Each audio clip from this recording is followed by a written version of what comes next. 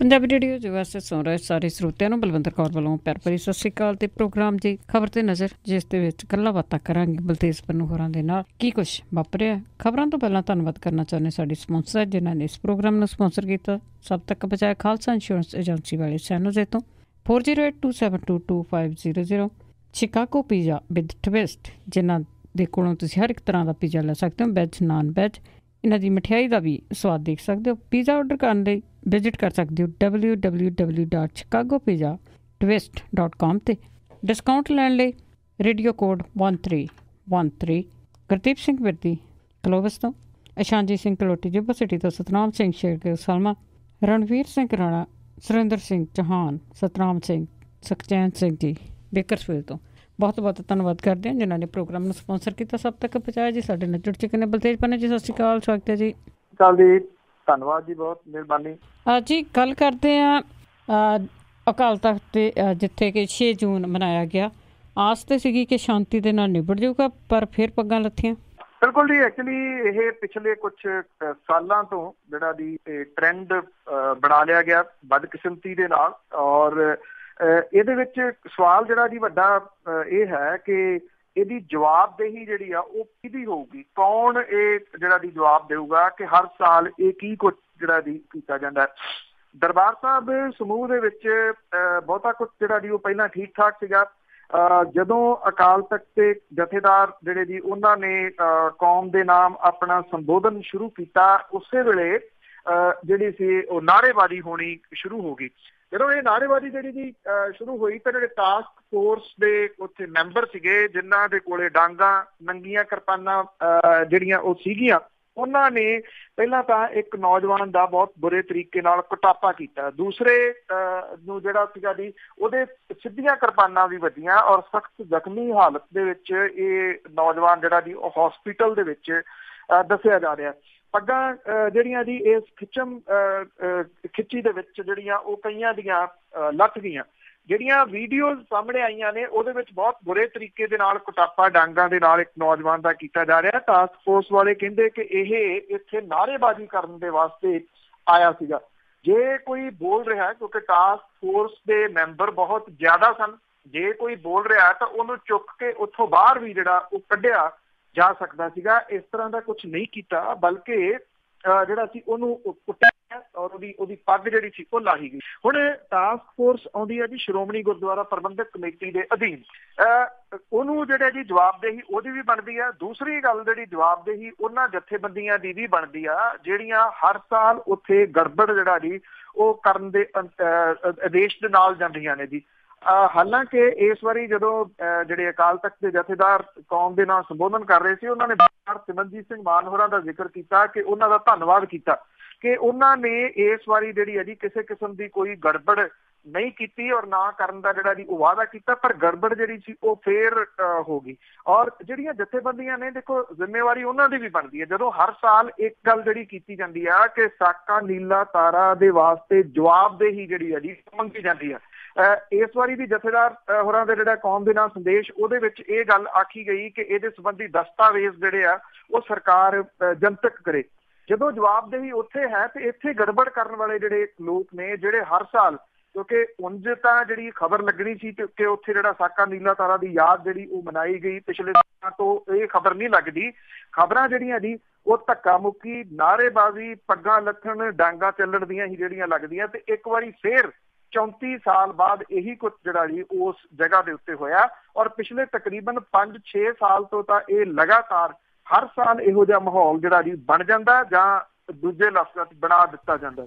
ਬਿਲਕੁਲ ਜੀ, ਬਣਾ ਦਿੱਤਾ ਜਾਂਦਾ। ਇਹ ਪਹਿਲਾਂ ਹੀ ਸੈਟਿੰਗ ਹੁੰਦੀਆਂ ਇਹਨਾਂ ਦੀਆਂ। ਤੇ ਅੱਗੇ ਕੇਂਦਰ ਸਰਕਾਰ ਦੀ ਗੱਲ ਕਰਦੇ ਹਾਂ ਜੀ। ਗੰਨਾ ਕਾਸ਼ਤਕਾਰਾਂ ਦੇ ਲਈ 8500 ਕਰੋੜ ਦਾ ਐਲਾਨ ਕੀਤਾ। ਬਿਲਕੁਲ ਜੀ, ਐਕਚੁਅਲੀ ਜਿਹੜੀਆਂ ਜ਼ਿਮਨੀ ਚੋਣਾਂ ਨੇ ਉਹਨਾਂ ਦੇ ਵਿੱਚ ਲਗਾਤਾਰ ਹਾਰ ਤੋਂ ਬਾਅਦ ਹੁਣ ਭਾਰਤੀ ਜਨਤਾ ਪਾਰਟੀ ਨੂੰ ਵੱਖ-ਵੱਖ ਵਰਗ ਜਿਹੜੇ ਨੇ ਉਹਨਾਂ ਦੀ ਜਿਹੜੀ ਆ ਉਹ ਯਾਦ ਆਉਣ ਲੱਗੀ ਆ, ਫਿਕਰਮੰਦੀ ਜਿਹੜੀ ਆ ਜੀ ਉਹ ਹੋਣ ਲੱਗੀ ਆ, ਜਿਹਦੇ ਕਰਕੇ ਗੰਨਾ ਉਤਪਾਦਕ ਜਿਹੜੇ ਕਿਸਾਨ ਨੇ ਉਹਨਾਂ ਦੀ ਇਨਕਮ ਵਧਾਉਣ ਦੇ ਵਾਸਤੇ 8500 ਕਰੋੜ ਰੁਪਏ ਦੇ ਪੈਕੇਜ ਦਾ ਐਲਾਨ ਜਿਹੜਾ ਜੀ ਉਹ ਕੀਤਾ। ਇਹ ਜਿਹੜੀ ਰਕਮ ਹੈ ਸਰਕਾਰ ਦੇ ਵੱਲੋਂ ਜਿਹੜੀ ਖੰਡ ਦਾ ਬਫਰ ਸਟਾਕ ਖਤਮ ਕਰਨ ਦੇ ਵਾਸਤੇ ਈਥਾਨੋਲ ਜਿਹੜੇ ਉਤਪਾਦਨ ਦੀ ਸਮਰੱਥਾ ਵਧਾਉਣ ਤੇ ਮਿੱਲਾਂ ਦਾ ਘਾਟਾ ਘਟਾਉਣ ਲਈ ਜਿਹੜੀ ਇਹਦੀ ਉਹ ਵਰਤੀ ਜਾਊਗੀ। ਸਰਕਾਰ ਨੇ ਖੰਡ ਦਾ ਘੱਟੋ ਘੱਟ ਕੀਮਤ 29 ਰੁਪਏ ਜਿਹੜੀ ਇਹਦੀ ਉਹ ਫਿਕਸ ਕੀਤੀ ਆ ਔਰ ਇਹ ਮੰਤਰੀ ਮੰਡਲ ਦੀ ਮੀਟਿੰਗ ਦੇ ਵਿੱਚ ਸਰਕਾਰ ਨੇ ਗੰਨੇ ਤੋਂ ਈਥਾਨੋਲ ਬਣਾਉਣ ਤੇ ਖੰਡ ਦੇ ਵਾਧੂ ਪਏ ਸਟਾਕ ਨੂੰ ਵਰਤਣ ਦੇ ਵਾਸਤੇ 4400 ਕਰੋੜ ਰੁਪਏ ਦੇ ਸਬਸਿਡੀ ਵਾਲੇ ਕਰਜ਼ੇ ਨੂੰ ਵੀ ਮਨਜ਼ੂਰੀ ਜਿਹੜੀ ਇਹਦੀ ਉਹ ਦਿੱਤੀ ਆ। ਪਹਿਲੀ ਵਾਰੀ ਸਰਕਾਰ ਨੇ 29 ਰੁਪਏ ਕਿਲੋ ਦੇ ਹਿਸਾਬ ਦੇ ਨਾਲ ਖੰਡ ਦਾ ਘੱਟੋ ਘੱਟ ਮੁੱਲ ਵੀ ਤੈਅ ਕੀਤਾ ਔਰ ਇਹ ਘੱਟੋ ਘੱਟ ਮੁੱਲ ਦੇ ਉੱਤੇ ਮਿੱਲਾਂ ਜਿਹੜੀ ਇਹਦੀ ਉਹ ਖੰਡ ਨਹੀਂ ਵੇਚ ਸਕਣਗੀਆਂ ਇਹਦੇ ਤੋਂ ਘੱਟ। ਔਰ ਸਰਕਾਰ ਦੀ ਤੁਸੀਂ ਕਹ ਲਓ ਕਿ ਇਹ ਜਿਹੜੀ ਉਹ ਪਹਿਲ ਕਦਮੀ ਹੈ ਜਿਹਦਾ ਉਦੇਸ਼ ਮਿੱਲਾਂ ਨੂੰ ਕਿਸਾਨਾਂ ਦੇ 22,000 ਕਰੋੜ ਰੁਪਏ ਦੇ ਬਕਾਇਆਂ ਦੀ ਅਦਾਇਗੀ ਦੇ ਵਿੱਚ ਸਹਾਇਤਾ ਕਰਨਾ ਹੈ। ਜੇ ਆਪਾਂ ਪੰਜਾਬ ਦੀ ਗੱਲ ਕਰੀਏ ਤਾਂ ਜਿਹੜੇ ਪੰਜਾਬ ਦੇ ਸਹਿਕਾਰਤਾ ਮੰਤਰੀ ਨੇ ਸੁਖਜਿੰਦਰ ਸਿੰਘ ਰੰਧਾਵਾ ਹੋਰਾਂ ਦੇ ਵੱਲੋਂ ਕੇਂਦਰੀ ਖੇਤੀਬਾੜੀ ਮੰਤਰੀ ਦੇ ਨਾਲ ਪਿਛਲੇ ਦਿਨ ਜਿਹੜੀ ਮੁਲਾਕਾਤ ਕੀਤੀ ਸੀ ਔਰ ਸੂਬੇ ਦੇ ਗੰਨਾ ਕਿਸਾਨਾਂ ਦੇ ਵਾਸਤੇ ਕੋਈ 876 ਕਰੋੜ ਤੇ 43 ਲੱਖ ਰੁਪਏ ਦੇ ਪੈਕੇਜ ਦੀ ਮੰਗ ਕੀਤੀ ਗਈ ਸੀ। ਕੇਂਦਰੀ ਮੰਤਰੀ ਨੇ ਕਿਹਾ ਸੀਗਾ ਕਿ ਦੇਸ਼ ਭਰ ਦੇ ਗੰਨਾ ਕਿਸਾਨਾਂ ਨੂੰ 8500 ਕਰੋੜ ਰੁਪਏ ਦਾ ਪੈਕੇਜ ਜਿਹੜਾ ਉਹ ਦਿੱਤਾ ਜਾਣਾ ਹੈ ਔਰ ਇਹਦੇ ਵਿੱਚ ਪੰਜਾਬ ਦੇ ਗੰਨਾ ਕਿਸਾਨਾਂ ਦੀ ਮੰਗ ਵੀ ਜਿਹੜੀ ਇਹਦੀ ਉਹ ਪੂਰੀ ਹੋਊਗੀ। ਇਸ ਗੱਲ ਦੀ ਉਮੀਦ ਹੈ ਕਿ ਪੰਜਾਬ ਦੇ ਗੰਨਾ ਕਿਸਾਨਾਂ ਨੂੰ ਬਕਾਇਆ ਜਿਹੜਾ 876 ਕਰੋੜ ਤੇ 43 ਲੱਖ ਰੁਪਏ ਦਾ ਪੈਕੇਜ ਜਿਹੜਾ ਜੀ ਉਹ ਇਹਨਾਂ ਨੂੰ ਵੀ ਇਹਦੇ ਵਿੱਚ ਜਿਹੜਾ ਜੀ ਉਹ ਆ ਜਾਊਗਾ। ਸੂਬੇ ਦੀਆਂ ਜਿਹੜੀਆਂ ਸਹਿਕਾਰੀ ਖੰਡ ਮਿੱਲਾਂ ਨੇ ਇਹਦੇ ਕਿਸਾਨਾਂ ਦੇ ਵਾਸਤੇ 298 ਕਰੋੜ ਰੁਪਏ ਤੇ 7 ਜਿਹੜੀਆਂ ਪ੍ਰਾਈਵੇਟ ਸ਼ੂਗਰ ਮਿੱਲਾਂ ਨੇ ਇਹਨਾਂ ਦੇ ਕਿਸਾਨਾਂ ਦਾ 578 ਕਰੋੜ ਰੁਪਇਆ ਜਿਹੜਾ ਜੀ ਉਹ ਸ਼ਾਮਲ ਹੈ। ਜੇ ਇਹ ਪੈਸਾ ਕਿਉਂਕਿ ਐਲਾਨ ਤਾਂ ਹੋ ਗਿਆ ਆ ਜਾਂਦਾ ਤੇ ਬਿਨਾਂ ਕਿਸੇ ਸ਼ੱਕ ਦੇ ਜਿਹੜੇ ਗੰਨਾ ਬੀਜਣ ਵਾਲੇ ਕਿਸਾਨ ਨੇ ਉਹਨਾਂ ਦੀ ਜਾਨ ਕੁਛ ਸੌਖੀ ਜੀ। ਤੇ ਅੱਗੇ ਗੱਲ ਕਰਦੇ ਹਾਂ ਜੀ, ਸ਼ਿਲੌਂਗ ਦੇ ਵਿੱਚ ਘੱਟ ਗਿਣਤੀ ਕਮਿਸ਼ਨ ਵੱਲੋਂ ਰਿਪੋਰਟ ਆਵੇਗੀ। ਐਕਚੁਅਲੀ ਜੀ ਜਿਹੜੇ ਇੱਥੇ ਅਜੇ ਤਾਂ ਨਹੀਂ ਕਿਹਾ ਜਾ ਸਕਦਾ ਕਿ ਸਭ ਕੁਝ ਠੀਕ ਠਾਕ ਹੋ ਗਿਆ। ਜਿਹੜੀ ਹਿੰਸਾ ਤੋਂ ਬਾਅਦ ਕਰਫਿਊ 'ਚ ਜਿਹੜੀ ਢਿੱਲ ਦਿੱਤੀ ਗਈ ਆ ਉਹਦੇ ਦੌਰਾਨ ਕੁਛ ਜਿਹੜਾ ਦੀ ਉਹ ਠੀਕ ਜ਼ਰੂਰ ਰਿਹਾ। ਇਹ ਸਵੇਰੇ 5 ਵਜੇ ਤੋਂ ਲੈ ਕੇ 12 ਵਜੇ ਤੱਕ ਕਰਫਿਊ ਜਿਹੜਾ ਉਠਾਇਆ ਗਿਆ ਸੀ ਤਾਂ ਕਿ ਲੋਕ ਆਪਣੀ ਖਰੀਦੋ ਫਰੋਖਤ ਜਿਹੜੀ ਜ਼ਰੂਰੀ ਵਸਤਾਂ ਦੀ ਉਹ ਕਰ ਸਕਣ। ਸਿੱਖ ਭਾਈਚਾਰਾ ਤੇ ਉੱਥੋਂ ਦੇ ਲੋਕਲ ਜਿਹੜੇ ਖਾਸੀ ਲੋਕ ਨੇ ਉਹਨਾਂ ਦੇ ਦਰਮਿਆਨ ਹੋਏ ਟਕਰਾਓ ਜਿਹਦੇ ਵਿੱਚ ਹਿੰਸਕ ਘਟਨਾਵਾਂ ਜਿਹੜੀਆਂ ਦੀ ਉਹ ਵਾਪਰੀਆਂ ਸੀ। ਗੁਰਦੁਆਰੇ ਦੇ ਉੱਤੇ ਹਮਲਾ ਜਿਹੜਾ ਦੀ ਉਹ ਕੀਤਾ ਗਿਆ ਸੀਗਾ। ਇਸ ਮਾਮਲੇ ਦੇ ਉੱਤੇ ਜਿਹੜੀ ਘੱਟ ਗਿਣਤੀ ਕਮਿਸ਼ਨ ਦੇ ਮੈਂਬਰ ਨੇ ਇੱਕ ਮਨਜੀਤ ਸਿੰਘ ਰਾਏ ਉਹਨਾਂ ਨੇ ਜਾਇਜ਼ਾ ਜਿਹੜਾ ਦੀ ਉਹ ਲਿਆ ਔਰ ਇਹ ਜਿਹੜੀ ਪੂਰੀ ਰਿਪੋਰਟ ਆ ਉਹ ਦੇ ਸਕਦੇ ਨੇ ਅੱਜ ਜਿਹੜਾ ਕੇਂਦਰ ਦੀ ਸਰਕਾਰ ਨੂੰ। ਉਧਰ ਜਿਹੜੇ ਸ਼ਹਿਰ ਦੇ ਕਾਰੋਬਾਰੀ ਜਿਹੜਾ ਧੁਰਾ ਹੈ ਇਹ ਜਿਹੜਾ ਪੰਜਾਬੀ ਲੇਨ ਇਲਾਕਾ ਹੈ ਇੱਥੇ ਪੰਜਾਬੀ ਸਿੱਖ ਭਾਈਚਾਰਾ ਸਦੀ ਤੋਂ ਵੱਧ ਸਮੇਂ ਤੋਂ ਜਿਹੜਾ ਜੀ ਉਹ ਰਹਿ ਰਿਹਾ ਔਰ ਜਿਹੜੇ ਉੱਥੋਂ ਦੇ ਮੁੱਖ ਮੰਤਰੀ ਆ ਉਹਦੇ ਵੱਲੋਂ ਇਹ ਕਿਹਾ ਜਾਣਾ ਕਿ ਇੱਥੋਂ ਦੇ ਵਸਨੀਕਾਂ ਨੂੰ ਕਿਤੇ ਹੋਰ ਜਿਹੜਾ ਜੀ ਉਹ ਵਸਾਇਆ ਜਾਊਗਾ ਇਹਦਾ ਵਿਰੋਧ ਜਿਹੜਾ ਜੀ ਉਹ ਹੋ ਰਿਹਾ। ਇਹ ਇਲਾਕਾ ਇਸ ਵੇਲੇ ਜਿਹੜਾ ਜੀ ਲਗਾਤਾਰ ਸਲਾਮਤੀ ਨਿਗਰਾਨੀ ਦੇ ਹੇਠ ਹੈ। ਜਿਹੜੇ ਘੱਟ ਗਿਣਤੀ ਕਮਿਸ਼ਨ ਦੇ ਮੈਂਬਰ ਨੇ ਉਹਨਾਂ ਨੇ ਪੰਜਾਬੀ ਲੇਨ ਦੇ ਵਸਨੀਕਾਂ ਦੀਆਂ ਸ਼ਿਕਾਇਤਾਂ ਵੀ ਸੁਣੀਆਂ ਔਰ ਉਹਨਾਂ ਨੂੰ ਉੱਥੋਂ ਹਟਾਉਣ ਦੇ ਵਾਸਤੇ ਮੇਘਾਲਿਆ ਸਰਕਾਰ ਦੇ ਵੱਲੋਂ ਬਣਾਈ ਗਈ ਜਿਹੜੀ ਉੱਚ ਤਾਕ ਦੀ ਕਮੇਟੀ ਕਾਰਨ ਵੀ ਫਿਕਰਮੰਦ ਜਿਹੜੇ ਜੀ ਉਹ ਲੋਕ ਦੱਸੇ ਜਾ ਰਹੇ ਆ ਔਰ ਇਹ ਕਿਹਾ ਜਾ ਰਿਹਾ ਜੀ ਕਿ ਉਹਨਾਂ ਨੂੰ ਉਠਾ ਕੇ ਇੱਥੋਂ ਕਿਤੇ ਹੋਰ ਵਸਾ ਦਿੱਤਾ ਜਾਊਗਾ। ਅਸਲ ਦੇ ਵਿੱਚ ਰੌਲਾ ਹੀ ਇਸ ਜਗ੍ਹਾ ਦਾ ਹੈ ਕਿਉਂਕਿ ਇਹ ਜਗ੍ਹਾ ਬਹੁਤ ਮਹਿੰਗੀ ਆ। ਜਦੋਂ ਜਿਸ ਟਾਈਮ ਇਹ ਲੋਕ ਵਸਾਏ ਗਏ ਸੀਗੇ ਉਦੋਂ ਇਹ ਉਜਾੜ ਸੀਗੀ। ਅੱਜ ਇਹ ਪੌਸ਼ ਇਲਾਕਾ ਜਿਹੜਾ ਜੀ ਉਹ ਬਣ ਗਿਆ ਤੇ ਉੱਥੋਂ ਉਹ ਉਠਾਉਣ ਦੇ ਵਾਸਤੇ ਲਗਾਤਾਰ ਦਬਾਅ ਜਿਹੜਾ ਜੀ ਉਹ ਪਾਇਆ ਜਾ ਰਿਹਾ ਲੋਕਾਂ ਦੇ ਉੱਤੇ।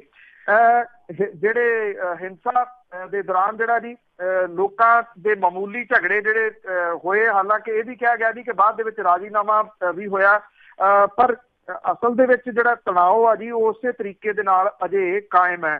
ਮੇਘਾਲਿਆ ਦੇ ਮੁੱਖ ਮੰਤਰੀ ਜਿਹੜਾ ਕੁਰਨਾਡ ਕੇ ਸੰਗਮਾ ਕਿਉਂਕਿ ਇੱਥੇ ਭਾਰਤੀ ਜਨਤਾ ਪਾਰਟੀ ਦੀ ਸਹਿਯੋਗ ਵਾਲੀ ਸਰਕਾਰ ਜਿਹੜੀ ਹੈ ਜੀ ਉਹ ਹੈ ਔਰ ਇਹ ਗੱਲ ਜਿਹੜੀ ਦੀ ਕਹਿਣੀ ਕਿ ਇੱਥੋਂ ਉਠਾ ਦਿੱਤੇ ਜਾਣ ਜਾਂ ਕਿਸੇ ਦੂਜੇ ਜਗ੍ਹਾ ਦੇ ਉੱਤੇ ਜਿਹੜੇ ਦੀ ਉਹ ਵਸਾ ਦਿੱਤੇ ਜਾਣਗੇ ਇਹ ਤਾਂ ਮਸਲੇ ਦਾ ਹੱਲ ਨਹੀਂ। ਇਹਦਾ ਮਤਲਬ ਇਹ ਹੈ ਕਿ ਜਿਹੜੀ ਦੰਗਾਈ ਲੋਕ ਸਨ ਜਿਨ੍ਹਾਂ ਨੇ ਇਹ ਹਮਲੇ ਲਗਾਤਾਰ ਕੀਤੇ ਉਹ ਚਾਹੇ ਧਾਰਮਿਕ ਸਥਾਨ ਦੇ ਉੱਤੇ ਹਮਲਾ ਕੀਤਾ ਜਾਂ ਉੱਥੋਂ ਦੇ ਜਿਹੜੇ ਲੋਕ ਸੀ ਉਹਨਾਂ ਦੇ ਉੱਤੇ ਹਮਲੇ ਕੀਤੇ ਉਹਨਾਂ ਦੀ ਮੰਗ ਸਿੱਧੇ ਤਰੀਕੇ ਦੇ ਨਾਲ ਜਿਹੜੀ ਹੈ ਜੀ ਉਹ ਮੰਨ ਲਈ ਜਾਊਗੀ। ਜੇ ਅਜਿਹਾ ਹੁੰਦਾ ਉੱਥੋਂ ਜਿਹੜੇ ਆ ਜੀ ਉਹ ਪੰਜਾਬੀ ਭਾਈਚਾਰਾ ਉਠਾਇਆ ਜਾਂਦਾ ਤਾਂ ਇਹਦਾ ਮਤਲਬ ਇਹ ਆ ਕਿ ਘੱਟ ਗਿਣਤੀਆਂ ਜਿਹੜੀਆਂ ਨੇ ਉਹਨਾਂ ਦੇ ਵਾਸਤੇ ਇਹ ਹੁਣ ਇੱਕ ਨਵੇਂ ਟਾਈਪ ਦੇ ਜਿਹੜੇ ਜੀ ਉਹ ਟਾਰਗੇਟ ਹੋਣਗੇ ਕਿ ਜਿੱਥੇ ਉਹ ਬਹੁ ਗਿਣਤੀ ਦੇ ਵਿੱਚ ਰਹਿੰਦੇ ਨੇ ਉੱਥੋਂ ਉਹਨਾਂ ਦੀ ਉਸ ਬਹੁ ਗਿਣਤੀ ਨੂੰ ਖਤਮ ਕੀਤਾ ਜਾਵੇ। ਜੀ ਜੀ ਬਿਲਕੁਲ।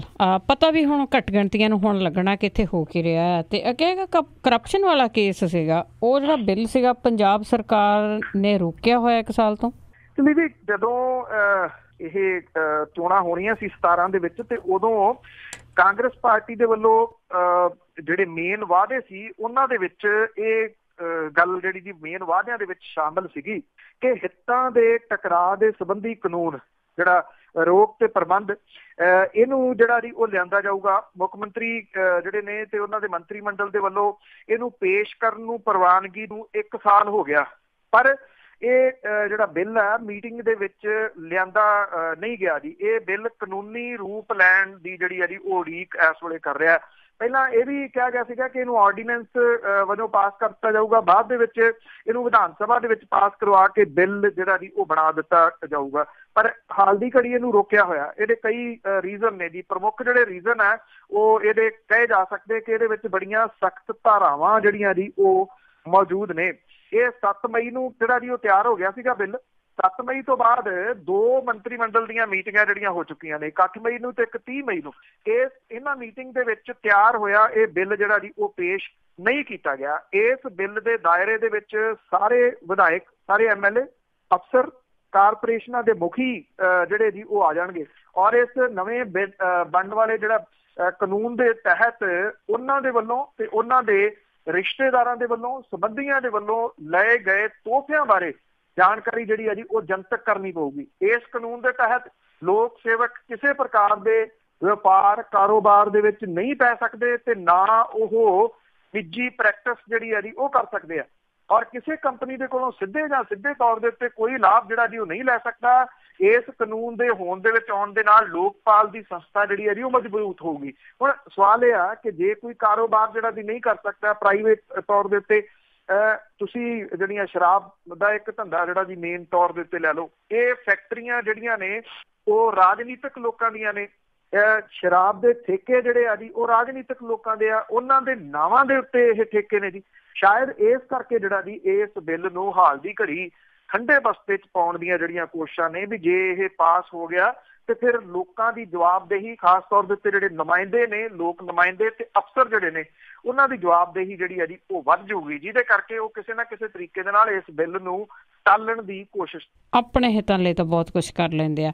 ਤੇ ਅੱਗੇ ਕਾਂਗਰਸ ਤੇ ਅਕਾਲੀਆਂ ਦੀ ਜੇ ਗੱਲ ਕਰੀਏ, ਨਾ ਤੇ ਆਪਣੇ ਜਨਮ ਦਿਨ ਭੁੱਲਦੇ ਆ, ਨਾ ਆਪਣੀਆਂ ਗਰਲਫਰੈਂਡਾਂ ਦੇ ਭੁੱਲਦੇ ਆ, ਤੇ ਪਰ ਇਹਨਾਂ ਦੋਹਾਂ ਨੇ ਬਾਬਾ ਖੜਕ ਸਿੰਘ ਨੂੰ ਵਿਸਾਰਿਆ। ਬਿਲਕੁਲ ਜੀ। ਐਕਚੁਅਲੀ ਸਿੱਖ ਕੌਮ ਦੇ ਵਿੱਚ ਬਹੁਤ ਇੱਕ ਉੱਚਾ ਰੁਤਬਾ ਰੱਖਦੇ ਜੀ ਬਾਬਾ ਖੜਕ ਸਿੰਘ ਹੋਰਾਂ ਦਾ 150ਵਾਂ ਜਨਮ ਦਿਹਾੜਾ ਸੀਗਾ ਜੀ। 6 ਜੂਨ 1868 ਨੂੰ ਉਹ ਜੰਮੇ, ਪਰ ਸ਼੍ਰੋਮਣੀ ਅਕਾਲੀ ਦਲ ਤੇ ਸ਼੍ਰੋਮਣੀ ਕਮੇਟੀ ਉਹਨਾਂ ਦਾ ਚੇਤਾ ਹੀ ਜਿਹੜਾ ਜੀ ਉਹ ਭੁਲਾ ਗਈ, ਔਰ ਦਰਬਾਰ ਸਾਹਿਬ ਅੰਮ੍ਰਿਤਸਰ ਦੇ ਤੋਸ਼ੇਖਾਨੇ ਦੀਆਂ ਜਿਹੜਾ ਕੁੰਜੀਆਂ ਦਾ ਮੋਰਚਾ, ਇਤਿਹਾਸ, ਸਿੱਖ ਇਤਿਹਾਸ ਦੇ ਵਿੱਚ ਬਹੁਤ ਵੱਡਾ ਇਹਦਾ ਜਿਹੜਾ ਜੀ ਉਹ ਨਾਮ ਹੈ। ਇਹਦੇ ਮਹਾਨ ਨਾਇਕ ਸਨ ਬਾਬਾ ਖੜਕ ਸਿੰਘ ਹੁਰੀ। ਸ਼੍ਰੋਮਣੀ ਗੁਰਦੁਆਰਾ ਪ੍ਰਬੰਧਕ ਕਮੇਟੀ ਦੇ ਉਹ ਦੂਜੇ ਪ੍ਰਧਾਨ ਵੀ ਸੀਗੇ। ਅੰਗਰੇਜ਼ਾਂ ਦੀ ਹਕੂਮਤ ਦੇ ਕੋਲੋਂ ਦਰਬਾਰ ਸਾਹਿਬ ਦੇ ਤੋਸ਼ੇਖਾਨੇ ਦੀਆਂ ਕੁੰਜੀਆਂ ਮੁੜ ਕੇ ਵਸੂਲ ਕਰਨ ਦੇ ਮੋਰਚੇ ਦੀ ਸ਼ਾਨਦਾਰ ਜਿੱਤ ਤੋਂ ਬਾਅਦ ਮਹਾਤਮਾ ਗਾਂਧੀ ਨੇ 17 ਜਨਵਰੀ 1922 ਨੂੰ ਬਾਬਾ ਖੜਕ ਸਿੰਘ ਨੂੰ ਇੱਕ ਟੈਲੀਗ੍ਰਾਮ ਭੇਜ ਕੇ ਸਮੁੱਚੀ ਸਿੱਖ ਕੌਮ ਨੂੰ ਵਧਾਈ ਭੇਜੀ ਸੀ, ਔਰ ਇਹਦੇ ਵਿੱਚ ਮਹਾਤਮਾ ਗਾਂਧੀ ਨੇ ਲਿਖਿਆ ਸੀਗਾ ਕਿ ਭਾਰਤ ਦੀ ਆਜ਼ਾਦੀ ਦਾ ਪਹਿਲਾ ਫੈਸਲਾ ਕੁੰਨ ਯੁੱਧ ਤੁਸੀਂ ਜਿਹੜਾ ਉਹ ਜਿੱਤ ਲਿਆ, ਵਧਾਈ ਹੋਵੇ। ਸਾਬਕਾ ਡਿਪਟੀ ਸਪੀਕਰ ਜਿਹੜੇ ਆ ਜੀ ਬੀਰ ਦਵਿੰਦਰ ਸਿੰਘ ਹੋਰੀ, ਉਹਨਾਂ ਦਾ ਇਹ ਕਹਿਣਾ ਹੈ ਕਿ ਬਾਬਾ ਖੜਕ ਸਿੰਘ ਦਾ 150ਵਾਂ ਦਿਹਾੜਾ ਜਿਹੜਾ ਸੀਗਾ ਜੀ ਉਹ ਸਿੱਖ ਕੌਮ ਦੇ ਵਾਸਤੇ ਬਹੁਤ ਮਹੱਤਵਪੂਰਨ ਸੀਗਾ, ਪਰ ਉਹਨਾਂ ਨੂੰ ਵਿਸਾਰ ਦਿੱਤਾ ਗਿਆ ਜੀ, ਔਰ ਜਿਹੜੀ ਕੌਮ ਹੈ ਤਕਰੀਬਨ ਉਹਨਾਂ ਨੂੰ ਭੁਲਾ ਬੈਠੀ ਹੈ, ਕਿਉਂਕਿ ਕੁੰਜੀਆਂ ਦਾ ਮੋਰਚਾ ਤੇ ਮੁਲਕ ਦੀ ਆਜ਼ਾਦੀ ਦੀ ਲੜਾਈ, ਇਹਨਾਂ ਦੋਨਾਂ ਦੇ ਵਿੱਚ ਜਿਹੜਾ ਜੀ ਇੱਕ ਇਹ ਵੱਡੀ ਗੱਲ ਜਿਵੇਂ ਮਹਾਤਮਾ ਗਾਂਧੀ ਨੇ ਵੀ ਜਿਹੜੀ ਉਹ ਆਖੀ, ਇਹ ਸਮਝਿਆ ਜਾਂਦਾ ਹੈ ਕਿ ਇਹ ਇੱਕ ਕਿਸਮ ਦੇ ਨਾਲ ਅੰਗਰੇਜ਼ਾਂ ਦੇ ਖਿਲਾਫ ਜਿਹੜੀ ਬ੍ਰਿਟਿਸ਼ ਹਕੂਮਤ ਸੀ ਉਹਦੇ ਖਿਲਾਫ ਇੱਕ ਵੱਡਾ ਮੋਰਚਾ ਜਿੱਤਿਆ ਗਿਆ ਸੀਗਾ, ਜਿਹਨੇ ਮੁਲਕ ਭਰ ਦੇ ਲੋਕਾਂ ਦੇ ਵਿੱਚ ਇੱਕ ਉਤਸ਼ਾਹ, ਜੋਸ਼ ਜਿਹੜਾ ਉਹ ਭਰ ਦਿੱਤਾ ਸੀਗਾ। ਪਰ ਜਿਹੜਾ ਜੀ ਵਿਸਾਰ ਦਿੱਤਾ ਗਿਆ ਉਹਨਾਂ ਨੂੰ, ਬਾਬਾ ਖੜਕ ਸਿੰਘ ਹੋਰਾਂ ਨੂੰ ਸ਼੍ਰੋਮਣੀ ਗੁਰਦੁਆਰਾ ਪ੍ਰਬੰਧਕ ਕਮੇਟੀ ਨੇ ਵਿਸਾਰ ਦਿੱਤਾ ਜੀ, ਔਰ ਅਕਾਲੀ ਦਲ ਨੇ ਕੰਪਲੀਟਲੀ ਜਿਹੜਾ ਜੀ ਉਹ ਵਿਸਾਰ ਦਿੱਤਾ। उधर जे आपां गल सरकार दी जिहड़ी दी ओह करिए, बाबा खड़क सिंह होरी कांग्रेस दे आगू भी ਜਿਹੜੇ ਉਹ ਰਹੇ ਨੇ, ਜਿਹੜੇ ਕਿ ਲਾਲਾ ਲਾਜਪਤ ਰਾਏ ਦੀ ਗ੍ਰਿਫਤਾਰੀ ਤੋਂ ਬਾਅਦ 1922 ਦੇ ਵਿੱਚ ਪੰਜਾਬ ਪ੍ਰਾਂਤ ਕਾਂਗਰਸ ਕਮੇਟੀ ਦੇ ਪ੍ਰਧਾਨ ਵੀ ਬਣੇ। ਕੈਪਟਨ ਅਮਰਿੰਦਰ ਸਿੰਘ ਹੋਰਾਂ ਦੀ ਜਿਹੜੀ ਸਰਕਾਰ ਹੈ ਉਹਨਾਂ ਨੇ ਵੀ 150ਵਾਂ ਦਿਹਾੜਾ ਜਿਹੜਾ ਜੀ ਉਹ ਮਨਾਉਣ ਦੀ ਉਹਨਾਂ ਦੇ ਜਨਮ ਦਿਨ ਵਾਲਾ ਕੋਈ ਲੋੜ ਜਿਹੜੀ ਹੈ ਜੀ ਉਹ ਮਹਿਸੂਸ ਨਹੀਂ ਕੀਤੀ। ਜਿਹੜੇ ਪੰਜਾਬ ਕਾਂਗਰਸ ਦੇ ਪ੍ਰਧਾਨ ਨੇ ਜੀ ਉਹ ਕਹਿੰਦੇ ਕਿ ਬਾਬਾ ਖੜਕ ਸਿੰਘ ਹੋਰਾਂ ਦੇ ਨਾਮ ਤੋਂ ਹੀ ਉਹਨਾਂ ਨੇ ਅਗਿਆਨਤਾ ਜਿਹੜੀ ਜੀ ਉਹ ਪ੍ਰਗਟਾਈ, ਪਰ ਇਹ ਕਿਹਾ ਜੀ ਕਿ ਪਾਰਟੀ ਆਪਣੇ ਸਾਬਕਾ ਪ੍ਰਧਾਨਾਂ ਦਾ ਜਿਹੜਾ ਜੀ ਉਹ ਸਤਿਕਾਰ ਕਰਦੀ ਹੈ। ਉਹਨੇ ਕਿਹਾ ਕਿ ਜੇ ਕੁਤਾਹੀ ਹੋਈ ਹੈ ਤੇ ਅੱਗੋਂ ਜਿਹੜਾ ਜੀ ਉਹ ਧਿਆਨ ਰੱਖਿਆ ਜਾਊਗਾ। ਜੇ ਇੰਨੇ ਕੁ ਸਮੇਂ ਦੇ ਦੌਰਾਨ ਲੋਕ ਜਿਹੜੇ ਆ ਜੀ ਉਹ ਅਗਿਆਨਤਾ ਪ੍ਰਗਟ ਕਰਨ ਲੱਗੇ ਆ ਕਿ ਉਹਨਾਂ ਨੂੰ ਇਸ ਨਾਮ ਦੇ ਬਾਰੇ ਬਹੁਤੀ ਜਾਣਕਾਰੀ ਨਹੀਂ, ਤਾਂ ਫਿਰ ਤੁਸੀਂ ਕਹਿ ਸਕਦੇ ਹੋ ਜੀ ਕਿ ਜਿਹੜਾ ਅਸਲ ਜਿਹੜੇ ਨਾਇਕ ਸੀਗੇ, ਜਿਹੜੇ ਹੀਰੋ ਸੀਗੇ, ਜਿਨ੍ਹਾਂ ਨੇ ਕੁਰਬਾਨੀਆਂ ਜਿਹੜੀਆਂ ਜੀ ਉਹ ਦਿੱਤੀਆਂ ਜੇ, ਉਹਨਾਂ ਨੂੰ ਹੀ ਭੁਲਾਉਣ ਵਾਲੀ ਗੱਲ ਤੁਰ ਪਈ ਹੈ। ਤਾਂ ਇਟ ਮੀਨਸ ਕਿ ਸਿਰਫ ਆਪਣੇ ਆਪ ਦੇ ਵਾਸਤੇ ਸੋਚ ਰਹੇ ਨੇ ਜੀ, ਇਸ ਤੋਂ ਵੱਧ ਹੋਰ ਕੁਛ ਵੀ ਨਹੀਂ। ਇਸ ਭੁੱਲ ਦੇ ਵਾਸਤੇ ਕਿ ਉਹਨਾਂ ਦਾ ਜਨਮ ਦਿਨ ਜਿਹੜਾ ਜੀ ਉਹ ਕਿਉਂ ਨਹੀਂ ਮਨਾਇਆ ਗਿਆ, ਨਾ ਸ਼੍ਰੋਮਣੀ ਗੁਰਦੁਆਰਾ ਪ੍ਰਬੰਧਕ ਕਮੇਟੀ, ਨਾ ਅਕਾਲੀ ਦਲ, ਨਾ ਕਾਂਗਰਸ ਜਿਹੜੀ ਜੀ ਉਹ ਕੋਈ ਜਵਾਬ ਦੇ ਰਹੇ। ਬਿਲਕੁਲ ਜੀ, ਦੋਹੀਂ ਹੱਥੀਂ ਲੁੱਟਣ ਦੀ ਪਈ ਹੋਈ ਆ ਕਿ ਕੁਛ ਨਾ ਕੁਛ ਬਣਾ ਲਈਏ। ਤੇ ਅੱਗੇ ਗੱਲ ਕਰਦੇ ਜੀ ਬੀਜੇਪੀ ਦੀ ਅਮਿਤ ਸ਼ਾਹ ਅੱਜ ਮਿਲਣਗੇ ਅਕਾਲੀਆਂ ਨੂੰ, ਤੇ ਉਸ ਦੇ ਨਾਲ ਸ਼ਿਵ ਸੈਨਾ ਨੇ ਵੀ ਭਾਜਪਾ ਨੂੰ ਝਟਕਾ ਦਿੱਤਾ। ਬਿਲਕੁਲ ਜੀ, ਐਕਚੁਅਲੀ ਅਮਿਤ ਸ਼ਾਹ ਹੋਰਾਂ ਨੂੰ ਹੁਣ ਜਾਂ ਭਾਰਤੀ ਜਨਤਾ ਪਾਰਟੀ ਨੂੰ ਤੁਸੀਂ ਕਹਿ ਲਓ, ਹੁਣ ਜਿਹੜਾ ਜੀ ਉਹ ਚੇਤਾ ਆਉਣਾ ਸ਼ੁਰੂ ਹੋਇਆ ਭਾਈਵਾਲਾਂ ਦਾ, ਔਰ ਜਿਹੜੀਆਂ ਲਗਾਤਾਰ ਫੇਰੀਆਂ ਨੇ ਅਮਿਤ ਸ਼ਾਹ ਹੋਰਾਂ ਦੀਆਂ ਉਹ ਜਾਰੀ ਨੇ ਜੀ। ਕਦੀ ਉਹ ਚੇਨਈ ਜਾ ਰਹੇ ਨੇ, ਕਦੇ ਉਹ ਮੁੰਬਈ ਜਾ ਰਹੇ ਨੇ, ਤੇ ਅੱਜ ਉਹ ਪੰਜਾਬ ਆ ਰਹੇ ਨੇ। ਜਿਹੜੇ ਮੁੰਬਈ ਕੱਲ ਉਹਨਾਂ ਨੇ ਸ਼ਿਵ ਸੈਨਾ ਦੇ ਪ੍ਰਧਾਨ ਉਧਵ ਠਾਕਰੇ ਦੇ ਨਾਲ ਜਿਹੜੀ ਜੀ ਉਹ ਮੁਲਾਕਾਤ ਕੀਤੀ। ਸ਼ਿਵ ਸੈਨਾ ਤੇ ਭਾਜਪਾ ਦੇ ਵਿਚਾਲੇ ਦੂਰੀਆਂ ਪਿਛਲੇ ਤਕਰੀਬਨ 1 ਸਾਲ ਤੋਂ ਵਾਹਵਾ ਜਿਹੜੀਆਂ ਜੀ ਉਹ ਪਈਆਂ ਹੋਈਆਂ ਨੇ। ਸ਼ਿਵ ਸੈਨਾ ਦਾ ਅਖਬਾਰ ਜਿਹੜਾ ਸਾਹਮਣਾ ਹੈ ਉਹ ਲਗਾਤਾਰ ਹਮਲੇ ਜਿਹੜੇ ਕੇਂਦਰ ਦੀ ਸਰਕਾਰ ਦੇ ਉੱਤੇ, ਉਹ ਪ੍ਰਧਾਨ ਮੰਤਰੀ ਦੇ ਉੱਤੇ ਜਿਹੜਾ ਜੀ ਉਹ ਕਰ ਰਿਹਾ। ਜਦੋਂ ਇਹ ਮੁਲਾਕਾਤ ਜਿਹੜੀ ਅਮਿਤ ਸ਼ਾਹ ਹੋਰਾਂ ਦੀ ਤੇ ਉਧਵ ਠਾਕਰੇ ਹੋਰਾਂ ਦੀ ਹੋਈ, ਤਾਂ ਜਿਹੜੀ ਸਾਹਮਣਾ ਦੀ ਸੰਪਾਦਕੀ ਆ ਉਹਦੇ ਵਿੱਚ ਇਹ ਗੱਲ ਆਖੀ ਗਈ ਕਿ ਸਾਨੂੰ ਕਿਸੇ ਪੋਸਟਰ ਬॉय ਦੀ ਜ਼ਰੂਰਤ ਨਹੀਂ। ਸ਼ਿਵ ਸੈਨਾ ਜਿਹੜੀ ਹੈ ਜੀ ਉਹ ਇਹ ਕਹਿੰਦੀ ਆ, ਉਹਨਾਂ ਦਾ ਇਸ਼ਾਰਾ ਪ੍ਰਧਾਨ ਮੰਤਰੀ ਹੋਰਾਂ ਵੱਲ ਹੈ।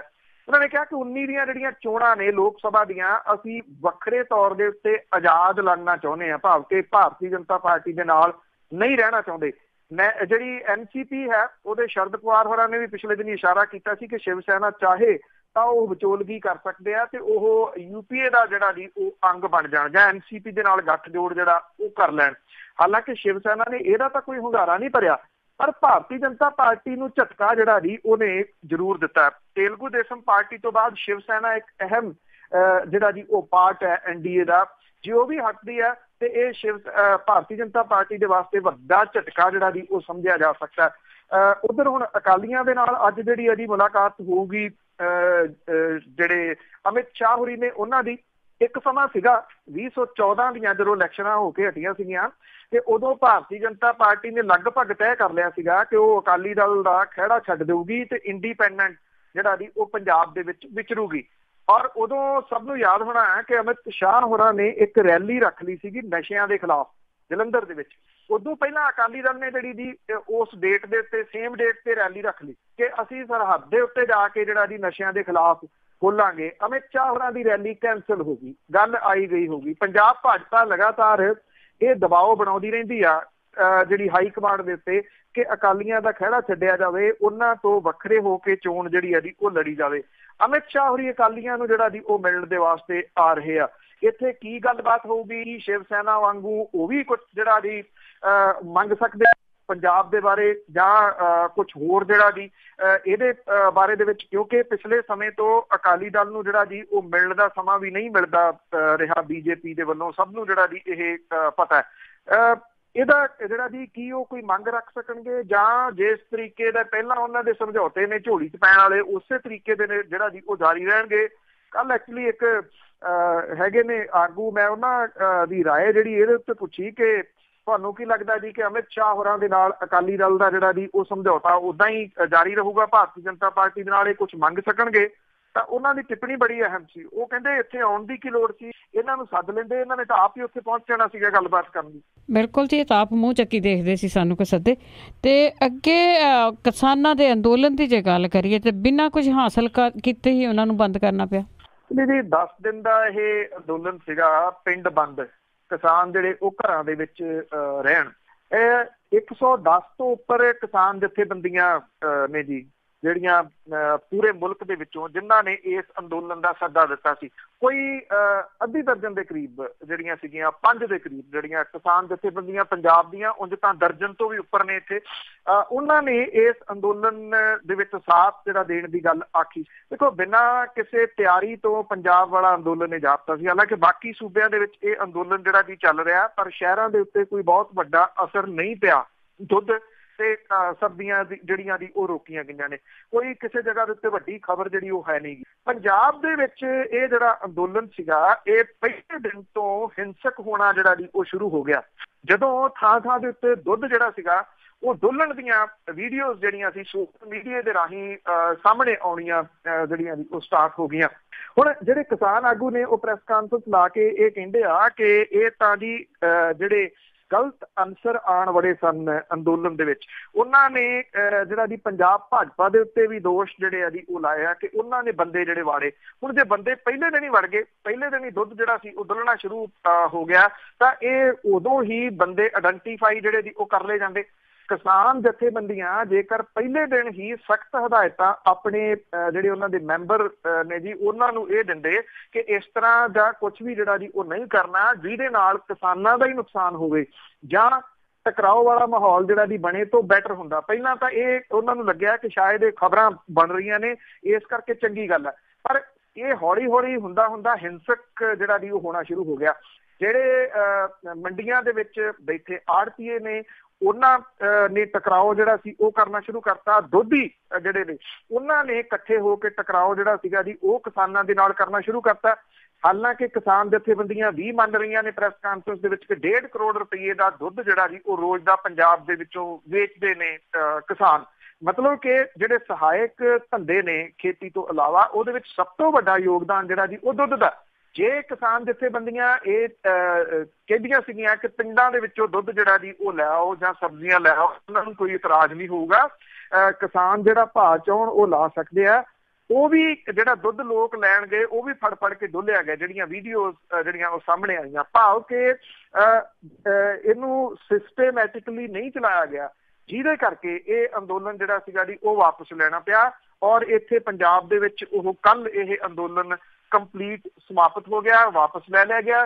ਹਾਲਾਂਕਿ ਇਹ ਕਿਹਾ ਗਿਆ ਜੀ ਕਿ ਪੂਰੇ ਮੁਲਕ ਦੇ ਵਿੱਚ ਜਿਹੜਾ ਚੱਲ ਰਿਹਾ ਉਹਦੀ ਅਸੀਂ ਹਮਾਇਤ ਜਿਹੜੀ ਉਹ ਕਰਦੇ ਰਹਾਂਗੇ। ਪੰਜਾਬ ਕਿਸਾਨੀ ਦੇ ਪੱਖੋਂ ਬੜਾ ਅਹਿਮ ਹੈ, ਦੁੱਧ ਉਤਪਾਦਨ ਦੇ ਵਿੱਚ ਬਹੁਤ ਅਹਿਮ ਹੈ, ਸਬਜ਼ੀਆਂ ਵਾਲੇ ਉਤਪਾਦਨ ਦੇ ਵਿੱਚ ਜਿਹੜਾ ਜੀ ਉਹ ਅਹਿਮ ਹੈ। ਇਸ ਕਰਕੇ ਪੰਜਾਬ ਦਾ ਇਸ ਅੰਦੋਲਨ ਦੇ ਵਿੱਚੋਂ ਜਿਹੜਾ ਜੀ ਉਹ ਸਾਈਡ ਲਾਈਨ ਹੋ ਜਾਣਾ ਬਿਨਾਂ ਕਿਸੇ ਸ਼ੱਕ ਦੇ ਮੁਲਕ ਭਰ ਦੇ ਵਿੱਚ ਚੱਲ ਰਿਹਾ ਜਿਹੜਾ ਕਿਸਾਨਾਂ ਦਾ ਅੰਦੋਲਨ ਹੈ ਉਹਦੇ ਵਾਸਤੇ ਵੀ ਢਾਹ ਇੱਕ ਜਿਹੜੀ ਜੀ ਕਹੀ ਜਾ ਸਕਦੀ ਹੈ। ਸੈਕੰਡਲੀ, ਜਿਹੜੀਆਂ ਕਿਸਾਨ ਜਥੇਬੰਦੀਆਂ ਦੇ ਆਗੂ ਨੇ, ਜਿਸ ਤਰੀਕੇ ਦੇ ਨਾਲ ਉਹਨਾਂ ਨੇ ਇਸ ਅੰਦੋਲਨ ਨੂੰ ਚਲਾਇਆ, ਉਹਦੇ ਉੱਤੇ ਉਹਨਾਂ ਦੇ ਉੱਤੇ ਵੀ ਇੱਕ ਵੱਡਾ ਸਵਾਲੀਆ ਚਿੰਨ੍ਹ ਜਿਹੜਾ ਜੀ ਉਹ ਲੱਗਦਾ ਹੈ ਕਿ ਉਹ ਆਪਣੇ ਹਿੱਤਾਂ ਦੀ ਪੂਰਤੀ ਦੇ ਵਾਸਤੇ, ਕਿਉਂਕਿ ਉਹ ਜੁੜੇ ਹੋਏ ਨੇ ਕਿਸੇ ਨਾ ਕਿਸੇ ਜਿਹੜੀ ਸਿਆਸੀ ਪਾਰਟੀ ਦੇ ਨਾਲ, ਇਸ ਕਰਕੇ ਉਹਨਾਂ ਨੇ ਉਹ ਹਿੱਤ ਜਿਹੜੇ ਜੀ ਉਹ ਜ਼ਿਆਦਾ ਸਾਹਮਣੇ ਰੱਖੇ, ਜਿਹਦੇ ਕਰਕੇ ਕਿਸਾਨਾਂ ਨੇ ਕਿਸਾਨਾਂ ਦਾ ਹੀ ਨੁਕਸਾਨ ਕਰ ਲਿਆ ਜੀ ਇਹਦੇ ਵਿੱਚ। ਬਿਲਕੁਲ ਜੀ, ਇਹੀ ਤਰਾਸਦੀ ਆ ਪੰਜਾਬ ਦੇ ਵਿੱਚ। ਤੇ ਅੱਗੇ ਕਾਂਗਰਸ ਦੇ ਮੱਧ ਪ੍ਰਦੇਸ਼ ਦੇ ਕਿਸਾਨਾਂ ਦੇ ਨਾਲ ਵੱਡਾ ਵਾਅਦਾ ਕੀਤਾ। ਕਾਂਗਰਸ ਦੇ ਪ੍ਰਧਾਨ ਰਾਹੁਲ ਗਾਂਧੀ ਜਿਹੜੇ ਜੀ ਉਹ ਮੰਦਸੌਰ ਦੇ ਵਿੱਚ ਗਏ, ਕਿਉਂਕਿ ਮੰਦਸੌਰ ਦੇ ਵਿੱਚ ਘਟਨਾਵਾਂ ਵਾਪਰੀਆਂ ਸੀ ਜੀ ਜਿੱਥੇ ਪੁਲਿਸ ਦੀ ਗੋਲੀ ਦੇ ਨਾਲ ਪਿਛਲੇ ਵਰੇ ਕਿਸਾਨ ਜਿਹੜੇ ਜੀ ਉਹ ਮਾਰੇ ਗਏ ਸਨ। ਔਰ ਉੱਥੇ ਉਹਨਾਂ ਨੇ ਜਾ ਕੇ ਜਿਹੜੇ ਪੀੜਤ ਕਿਸਾਨ ਸੀ ਉਹਨਾਂ ਦੇ ਨਾਲ ਮੁਲਾਕਾਤ ਜਿਹੜੀ ਉਹ ਕੀਤੀ ਔਰ ਇੱਕ ਵੱਡਾ ਵਾਅਦਾ ਜਿਹੜਾ ਜੀ ਇਹ ਕਰ ਦਿੱਤਾ ਕਿ ਜੇ ਮੱਧ ਪ੍ਰਦੇਸ਼ ਦੇ ਵਿੱਚ ਕਾਂਗਰਸ ਜਿਹੜੀ ਆ ਉਹ ਸੱਤਾ ਦੇ ਉੱਤੇ ਆਉਂਦੀ ਆ, ਸਰਕਾਰ ਬਣਾਉਂਦੀ ਆ, ਤਾਂ ਕਿਸਾਨਾਂ ਦਾ ਕਰਜ਼ਾ 10 ਦਿਨਾਂ ਦੇ ਵਿੱਚ ਜਿਹੜਾ ਉਹ ਮੁਆਫ ਕਰ ਦਿੱਤਾ ਜਾਊਗਾ। ਔਰ ਇਹ ਰਾਹੁਲ ਗਾਂਧੀ ਹੋਰਾਂ ਨੇ ਕਿਹਾ ਕਿ ਕਿਸਾਨਾਂ ਦੀ ਤਰਸਯੋਗ ਹਾਲਤ ਦੇ ਵਾਸਤੇ ਕੇਂਦਰ ਦੀ ਸਰਕਾਰ ਤੇ ਮੱਧ ਪ੍ਰਦੇਸ਼ ਸੂਬੇ ਦੀ ਸਰਕਾਰ ਜਿਹੜੀ ਹੈ ਜੀ ਉਹ ਜ਼ਿੰਮੇਵਾਰ ਹੈ। ਜਿਹੜੇ ਸੀਗੇ ਰਾਹੁਲ ਗਾਂਧੀ ਹੋਰੀ, ਉਹਨਾਂ ਨੇ ਇਹ ਕਿਹਾ ਕਿ ਉਹ ਗਰੰਟੀ ਦਿੰਦੇ ਆ ਕਿ ਕਿਸਾਨਾਂ ਦਾ ਕਰਜ਼ਾ 10 ਦਿਨਾਂ ਦੇ ਵਿੱਚ ਮਾਫ ਜਿਹੜਾ ਜੀ ਉਹ ਕੀਤਾ ਜਾਊਗਾ ਤੇ 11ਵਾਂ ਦਿਨ ਵੀ ਇਹਦੇ ਵਾਸਤੇ ਉਹ ਨਹੀਂ ਆਊਗਾ। ਇਹ ਵੈਸੇ ਦੇਖਿਆ ਜਾਵੇ ਤਾਂ ਇਹ ਕਿਉਂਕਿ ਇਹ ਚੋਣਾਂ ਦੇ ਦੌਰਾਨ ਕੀਤੇ ਜਾਂਦੇ ਵਾਅਦੇ ਨੇ, ਕਿਉਂਕਿ ਤੁਸੀਂ ਕਿਹੜੇ ਤਰੀਕੇ ਦੇ ਨਾਲ, ਪਹਿਲਾਂ ਤਾਂ ਆਫਟਰ ਆਲ ਕੋਈ ਤਾਂ ਜਿਹੜਾ ਜੀ ਸਿਸਟਮ ਹੋਊਗਾ ਜਿਹਦੇ ਤਹਿਤ ਤੁਸੀਂ ਆਓਗੇ। ਕਿ ਕਿਹਦੇ ਉੱਤੇ ਕਿੰਨਾ ਕਰਜ਼ਾ ਹੈ। ਜੇ ਆਪਾਂ ਪੰਜਾਬ ਦੀ ਗੱਲ ਹੀ ਕਰੀਏ, ਤਕਰੀਬਨ 8 ਮਹੀਨੇ ਦੇ ਕਰੀਬ ਸਮਾਂ ਲੱਗ ਗਿਆ ਕਿ ਇਹ ਲੱਭਦਿਆਂ ਹੋਇਆ ਕਿ ਕਿਹਦਾ ਕਰਜ਼ਾ ਮਾਫ਼ ਕਰਨਾ। ਗਰੀਬ ਕਿਸਾਨ ਲੱਭੇ ਗਏ, ਗਰੀਬਾਂ ਚੋਂ ਗਰੀਬ ਲੱਭੇ ਗਏ ਤਾਂ ਵੀ ਤਾਂ, ਕਿਉਂਕਿ ਉਹ ਇੱਕ ਸਿਸਟਮ ਹੈ ਜਿਹਦੇ ਤਹਿਤ ਇਉਂ ਤਾਂ ਹੈ ਨੀ ਗਾ ਕਿ ਤੁਸੀਂ ਇਹ ਰਿਓੜੀਆਂ ਵੰਡਣੀਆਂ ਨੇ ਕਿ ਸਰਕਾਰ ਬਣੀ ਤੇ ਲੋਕਾਂ ਨੂੰ ਕਹੋ ਲਿਆਓ ਵੀ ਦਿਖਾਓ ਫਾਰਮ ਆਪੋ ਆਪਣੇ ਤੇ ਕੈਸ਼ ਪੈਸੇ ਜਿਹੜੇ ਉਹ ਲਈ ਚੱਲੋ। ਇਸ ਤਰ੍ਹਾਂ ਤਾਂ ਹੋ ਨਹੀਂ ਸਕਦਾ। ਪਰ ਵਾਅਦਾ ਜਿਹੜਾ ਜੀ ਉਹ ਕਰ ਦਿੱਤਾ ਗਿਆ, ਬਹੁਤ ਵੱਡਾ ਵਾਅਦਾ ਜਿਹੜਾ ਜੀ ਇਹ ਕਿਹਾ ਜਾ ਸਕਦਾ ਆ।